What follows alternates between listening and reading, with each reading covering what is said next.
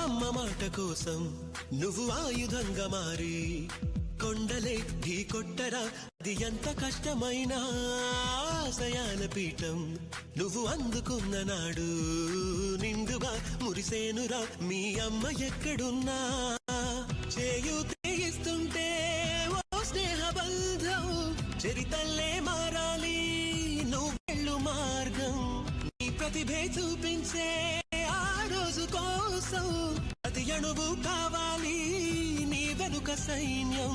లేరా అడుగైరా ఆ శిఖరం చేరా.